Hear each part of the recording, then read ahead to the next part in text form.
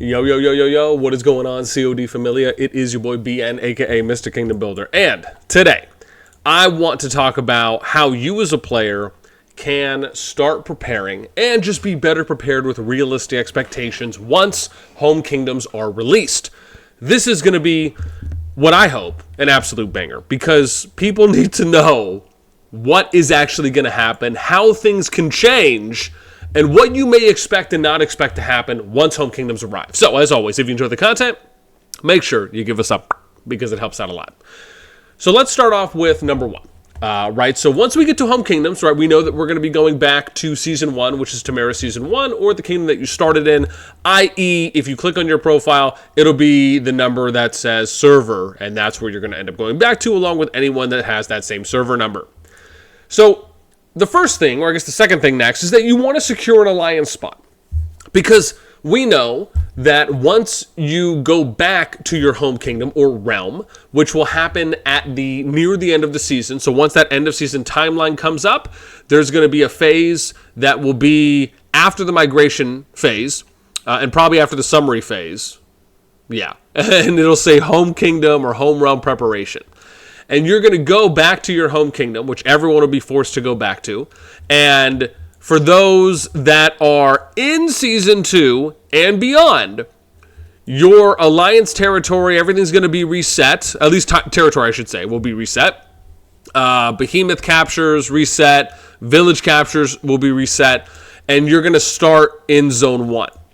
Now, what we don't know is if you're going to be able to pick your starting Zone 1, or what it could be as well is that you'll just be randomly teleported to a random Zone 1, and then you'll just have to move, right? Whether that's with Resurgence, maybe they'll give you an item or something like that, or you can join an alliance and then just relocate if they kind of leave things open, because they did say passes are going to be open and behemoths are going to be open and active as well.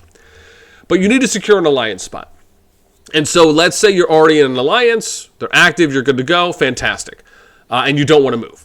But then let's say that you do. Let's say you're in maybe a lower alliance, or you're someone who is not in maybe a very active alliance. Start doing that shopping now, right? And before your home kingdom comes up. Because once the update drops on May 9th, not everyone's going to go into the home kingdom immediately. So you will go into the home kingdom once, again, if you're in Season 2 and beyond, once the update drops, you will eventually go once you get to near your end of season. But you need to start shopping and being aware of where you're going to go so you have an active place. And if you're in, like I said, a lower or less active alliance, then start reaching out to people in your KVK division for those that are in your same kingdom, if you plan to stay there. And start, again, communicating. Start trying to find some alliances you can be in.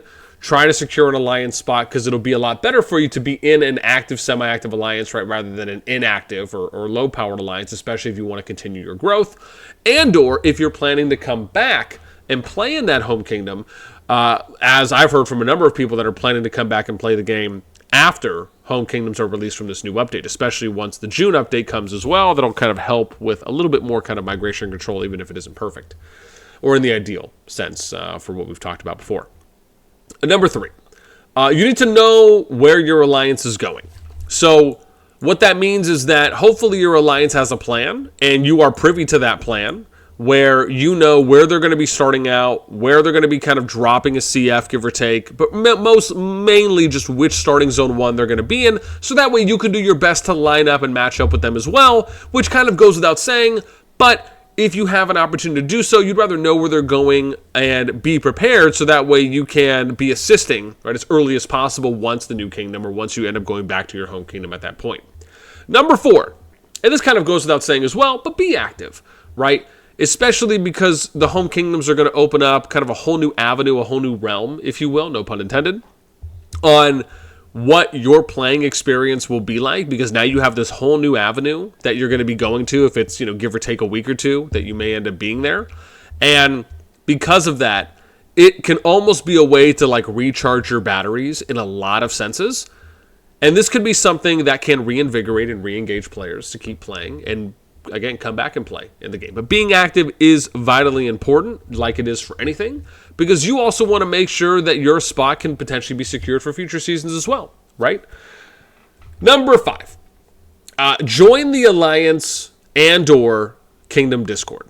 This is something I'm such a big proponent of. I think my view always is that if you can engage, if you can deepen your bond, if you can become more involved with the Alliance and more so with the Kingdom, because that's going to be really important now, is doing these things so that way you can get information and it can be delivered to you in a different form, in a different medium, compared to just relying on in-game and in-game mails. It's also a way that you can hopefully interact and socialize with, your players or your teammates, along with Kingdom mates. Maybe hop in VCs, maybe play games.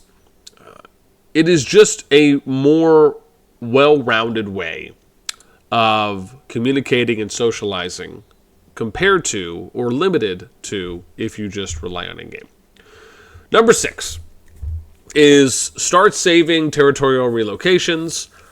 This is probably a smaller one, but if you plan to try, if you find, or if you feel like you're going to get into a situation, or better yet, being prepared for a situation that may or may not be needed, is saving territorial relocations so that way you can go back and forth between the home kingdom and your KVK division if you feel like you need to.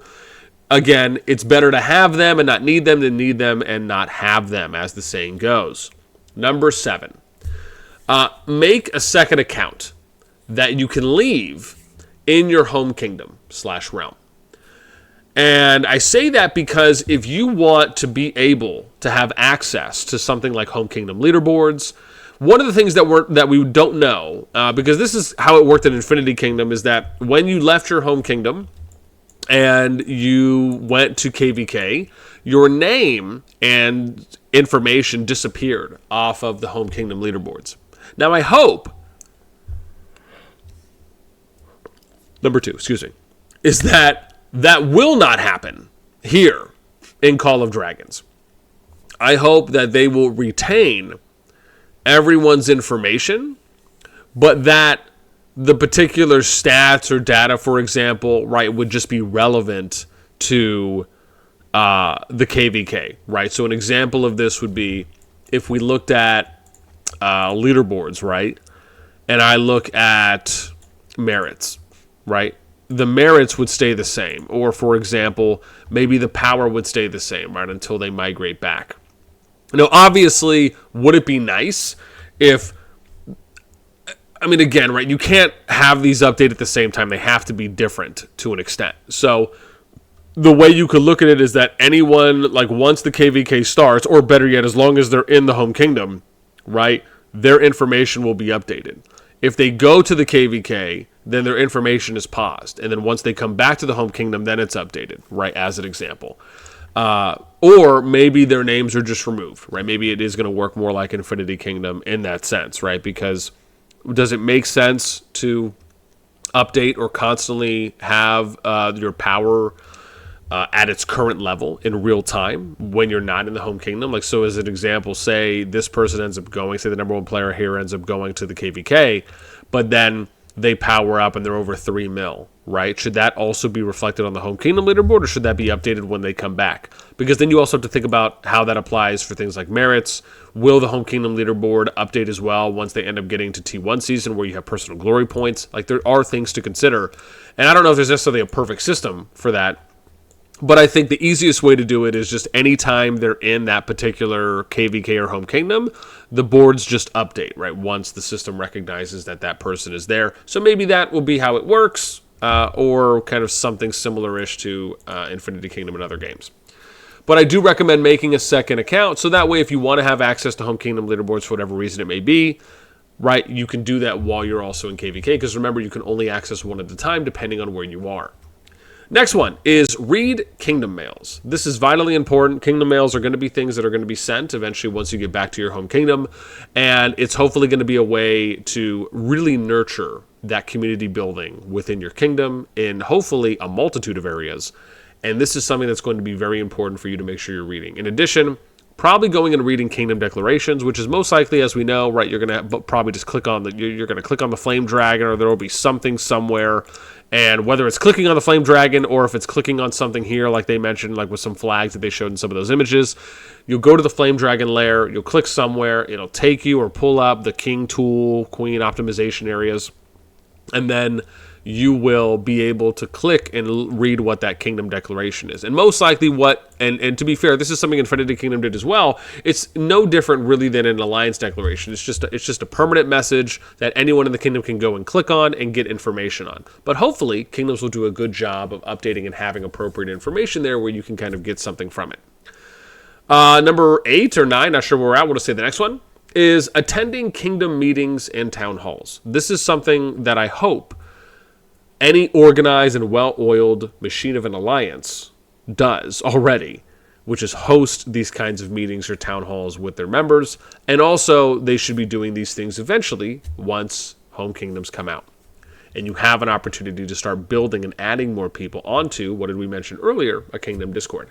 So being able to do that and joining these can be a great way where you can get more information on your kingdom. You can familiarize yourself with your kingdom more. You can meet more people. You can hear from more people that are speaking. And it just really allows for you to kind of ingratiate yourself right into that community.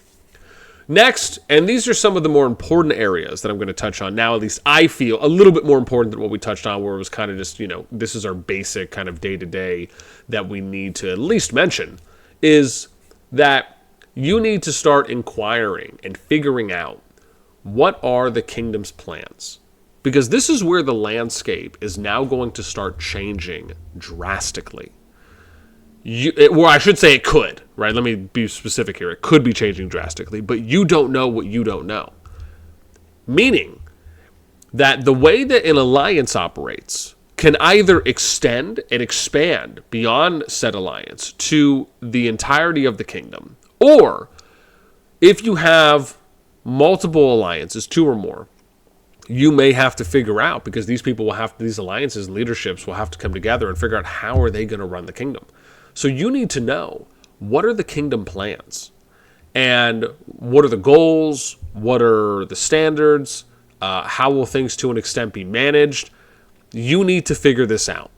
And because that's going to play a large part into, for example, which kind of segues into the next one, which is knowing like events, right? So you need to know, how are they going to manage Strongest Lord event / kill event? How are they going to manage any other kind of like alliance v alliance event? Will they be doing things like war games, right? Which is going to be something that they could potentially organize now within your home kingdom. Will they be doing like training exercises, right? Kind of loosely there in war games. How will they distribute territory? How are they going to distribute behemoths? How are they going to distribute villages? How are they How are they going to have a balanced alliance approach, or are they going to do the standard imbalanced alliance approach?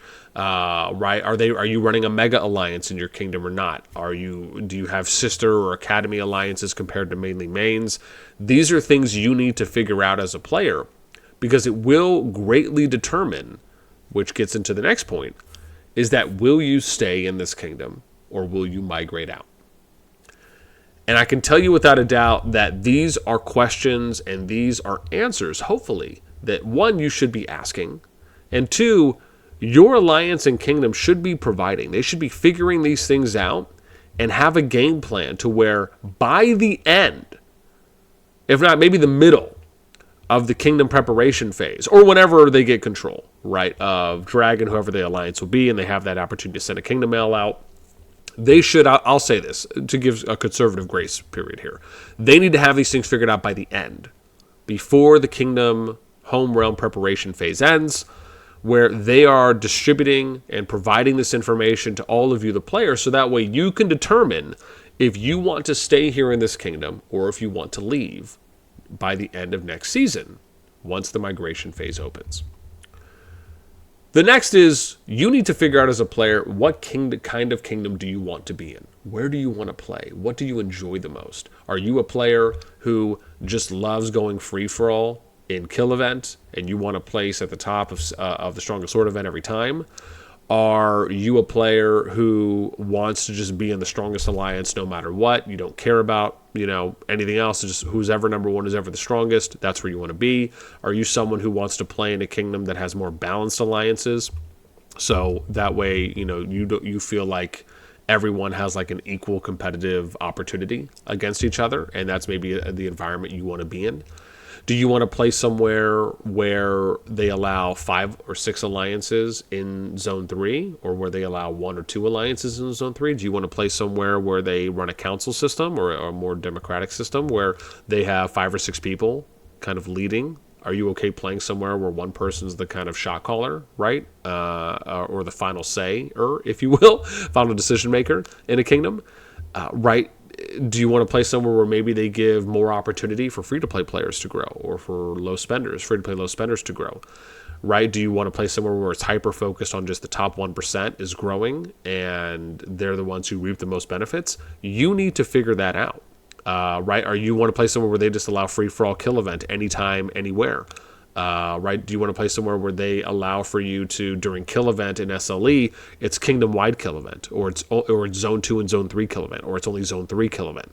You need to figure out where the places you want to be at and where you want to play. Because what's funny about this, and I hope this really connects with people, is that just because you're playing at the moment in an alliance with friends and with people that you enjoy being with, I will tell you without a doubt that can quickly change. Because once you start figuring out how they plan to manage the kingdom, how the kingdom is planned to be operated, you may find that in some situations, the script is flipped. And now all of a sudden you're walking into like this unfamiliar territory you've been in this alliance for multiple seasons, you've loved everything about it.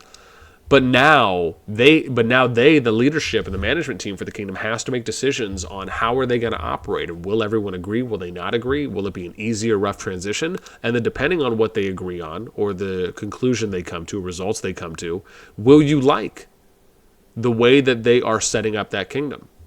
And so it's important as an individual that you keep up with this. You ask these questions and you remain aware of your surroundings, because you need to figure out if you want to be there or not.